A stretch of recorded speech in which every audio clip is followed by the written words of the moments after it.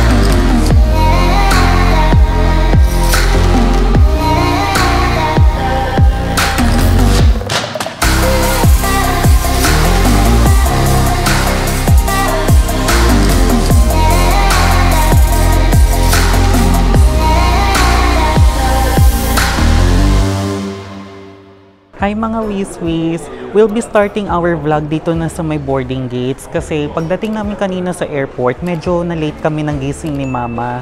Alam niyo ba, for this vlog, magkahiwalay kami ng flight. Si Mama, magpa-flight siya ng Cebu Pacific, whereas for me, I will be taking Cathay Pacific kasi si Mama, yung flight niya is nakuha namin on a promo fare last June at yung sa akin naman is, if matatandaan niyo yung birthday vlog ko, nakakuha ako ng free ticket kay Cathay Pacific dun sa World of Winners Award nila. So, indirectly sponsored tayo. Uy! Indirectly sponsored yan. Ayan. So, ano nga ba naging experience namin sa immigration? Unang-una, napakahaba ng pila mga Wiswis. Like, literally, napakabongga ng pila. Punong-puno. Madaling araw yun kami pumila. Like, around 3:55 nasa departure immigration queue na kami, and ano oras kami natapos? Almost 4:40. So ang tagal, 'di ba? Kung kayo magta-travel mga Wiswis, agahan nyo talaga. Kung ano yung mga naging question sa akin, tinanong niya ako unang-una, OFW daw ba ako? Tapos sabi ko yes. Then tinanong niya kung for vacation daw ba, sabi ko yes ulit. Tapos kailan yung balik ko? Sabi ko November 20. Maya-maya nagtanong ulit siya, kailan nga ulit yung balik mo? November 20. So naging ganun yung questioning ni immigration kasi tinitignan niya kung alam ko ba talaga yung travel ko. Kasi di ba dapat as a tourist, aware ka kung ano yung nasa itinerary mo, kung anong mga pupuntahan mo, ganun. Kasi para ma-establish ng immigration na tourist ka talaga. So, kasama natin sa vlog na ito, si Mama. Hi! Mama, anong tinanong sa'yo nung nasa immigration ka? Tinanong sa akin, ang sabi niya, ilang araw ako doon, tapos sino kasama ko, yun lang, wala nang iba. Meron bang mga hinanap sa yung documents? Wala. Walang hinanap. So, napakadali nung naging experience ni Mama. Actually, mas smooth pa yung experience niya na siya yung sponsor ko kaysa sa akin na nag-sponsor. Mas madaming naging tanong sa akin. Anyway, part ng work nila yun, yung mag-interview ng passengers, diba? Para ma-profile at ma-identify kung sino ba talaga yung legit na magtutour at sino yung mga merong plans otherwise. Currently, nandito kami ngayon sa may boarding gate. Gate number 104. Actually, hindi yan yung original boarding gate ni Mama kasi 103 yun, pero nagkaroon na naman ng gate change. Mga Wiswis, kapag kayo magta-travel kayo ha, see to it, sinasabi ko sa inyo, talagang i-check ninyo kung nagbabago ba yung boarding gate nyo kasi medyo mahina yung announcement sa airport. Mahirap maiwanan ng flight. By my experience, madami talaga akong na-encounter na passenger. Last minute, nagtatatakbo sila. Ang departure ni Mama is around 7:30 at ako naman ang departure ko is 8 o'clock. Ang usapan is magkikita na lang kami doon sa may Hong Kong airport, sa may arrival bago mag-train. Kasi ang alam ko based on my research, meron daw pa tren bago ka makapag-clear ng immigration. So doon na lang kami magkikita. Wish us luck mga Wiswis.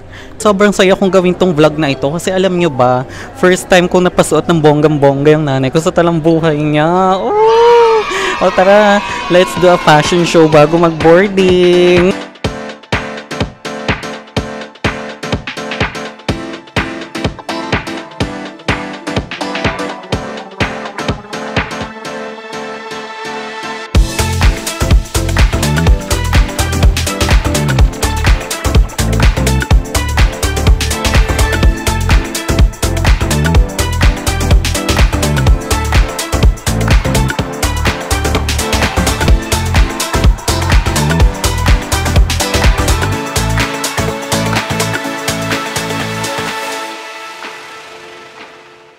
Swiss, binoard ko na si mama dun sa flight niya and honestly, nararamdaman ko na yung kaba para kay mama kasi hindi talaga ako sanay na pagbiyahiin siya ng mag-isa lalo na't international flight to. Pero what can we do? It's a learning experience para kay mama.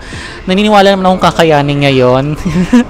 So ngayon, ako naman nandito na sa boarding gate ko for my flight with Cathay Pacific. And I'm just waiting for my boarding. Gusto ko na i-take yung opportunity na to para mag-thank you sa ating free ticket na napanalunan sa World of Winners draw event ni Cathay Pacific, which was sponsored by the Hong Kong government.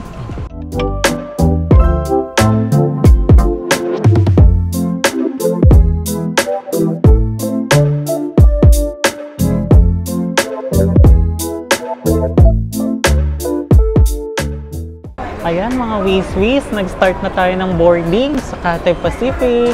Let's go to Hong Kong!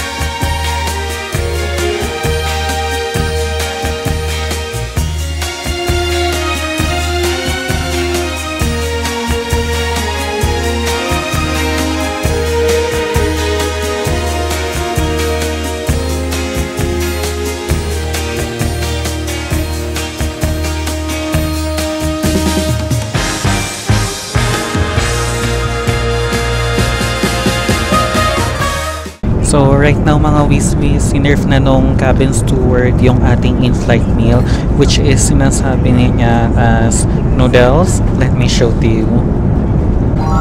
So not bad na din mga Wiswis, it's beef noodles. Parang siyang pancit canton. Feeling ko masarap siya. So let's give it a taste test. So meron na siyang provided na spoon and antiseptic tablet. Oh my gosh, pwede ba itong iuwi? Ang cute kasi. Let me taste it.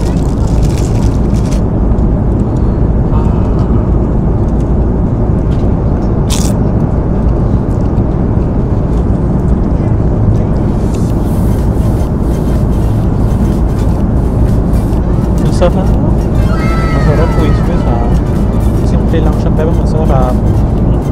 Pero kung tatanungin niyo, mas bet ko pa din yung food na nakain ko noon sa Pal nung mapunta tayo Bangkok kasi syempre may rice.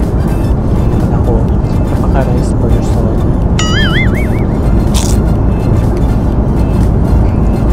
Let's now try the beef.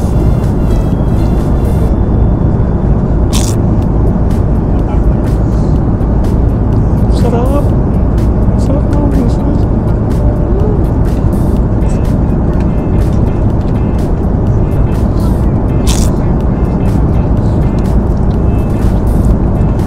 I just finished our in-flight meal mga Wiswis and overall rating ko doon is simple lang siya, pancit and beef lang, tapos 1 bottle of water. Medyo underwhelming for world-renowned airline, but sabi ko nga diba, it's a recuperating carrier, so understandable naman din. Tsaka hello, binigyan tayo ng World of Winner tickets, sa reklamo pa ba tayo? Magkano lang binayaran natin dito? 2,500 mga Wiswis, round trip ticket na yun. Now overall, ang sarap. Masarap siya mga Wiswis. Pero masasabi ko mas masarap pa rin yung nakain ko na sa Pal. But definitely, I would still recommend Cathay Pacific pa din. Kasi napaka-warm nung nararamdaman kong service nila. Kahit na simple lang in-flight meal. Tsaka merong in-flight entertainment mga ways. Diba? Kahit na medyo luma ni aircraft, at least may got something to spend or kill the flying time. So right now mga ways, in the middle of my watching nitong movie na Frozen is nag-abot na sila ng mga arrival immigration card which we will fill up para mas mapabilis ang ating immigration process once we reached Hong Kong. Though, pansin ko hindi nila lahat binibigyan, parang kung gusto mo lang naman. Kasi for what I know sa ibang mga videos na napapanood ko sa YouTube is, meron din naman ganito upon arrival sa Hong Kong.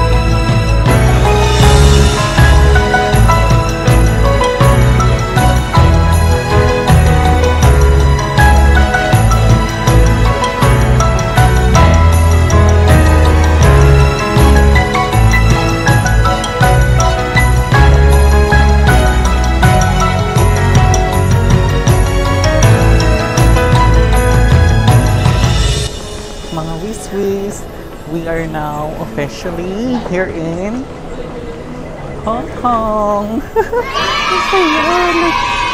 Sobrang isa to sa mga dream destination ko na pupuntahan. At ngayon, nakapag-disembark na tayo. Hahanapin ko naman si Mama kung nandito pa ba siya. Kung matatandaan nyo, ang usapan namin na nabanggit ko kanina is once mag-disembark, maghihintayan kami sa may sakayan ng train papunta sa may immigration area. Kasi nga based sa research ko, dapat meron munang sasakyang train sa terminal na to, sa building na to, specifically papunta dun sa immigration area. So, we'll see. Ganda ng airport nila mga Wiswis. Bongga. Love it. Mga Wiswis, nagkita na kami ni Mama. Long story short lang, pinakaba ko kasi pagdating ko, ang usapan namin, di ba, may train. Walang train, Wiswis. Pagdating ko sa pagkababa ko dun sa may arrival, pagka-disembark, automatic, na siya, yung immigration agad, di ba? Hindi na nag-train. So, kinabahan ako para kay Mama. Paano ka nakalabas ng immigration, Mama, na mag-isa ka? Pinakita ko yung passport ko. Pinakita mo yung passport mo. Oh, di ba?